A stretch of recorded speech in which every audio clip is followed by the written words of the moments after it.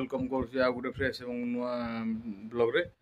आज tension T mind अच्छी कारण घर लोक भी शांति बचे देना ना कहीं भी बचे देना कौन कर एमती टेंशन अच्छी सेयार करी बहुत किसी जिन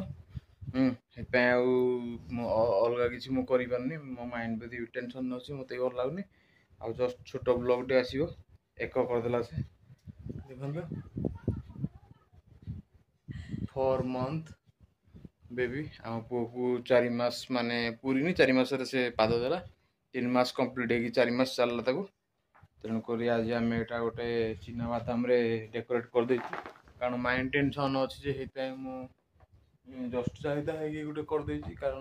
भाई गरीब लोग खटिले खाऊ कारण आम घर लोक कह किसी जिन सब शांति छड़ा बंचे दौना जहाँ कि हम जानवे आपण मैंने देखु पुओ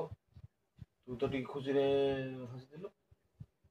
नहीं सी भी खुशी ना मुंडे भी टेंशन अच्छी बोधे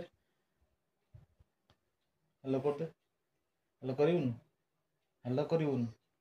तो यहाँ है आमर छोट ब्लॉग टी आपन को अधिका करदेवी आप देखिले 4 मास पदार्पण करम पुओ 4 मास आम कौन डेकोरेट कलु केमती कौन तो छाड़ दुख तो किसी कही हेनी आउ ब्लॉग टी मुझे बहुत लंबा भी कही पारे कि अधिका भी किसी कही गोटे मिनट हम ब्लॉग शेष हम आम सेमती फ्रेंड्स आमर अनई बाबा कौन कहते बोले पुओ तो बर्तमान आपण मैंने देखिले 4 मंथ केमती कौन है भावुँ 5 मंथ किसी करार ना तो टेंशन करहबनी कुआड़े मनीष कौन कर कुआड़े कौन कर मनीष कौन कले कौन हम इे है हियाड़ ना हियाड़े है हियाड़ ना शांति टे मनीष बची पारनी हो टेंस भाई ठीक अच्छे मो ब्लॉग टी एंड कर जय जगन्नाथ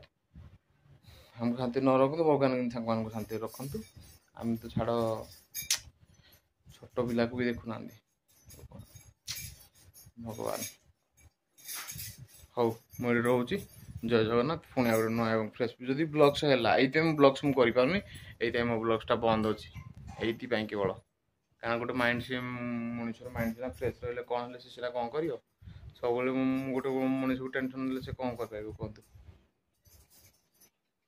हो मुझे जय जगन्नाथ।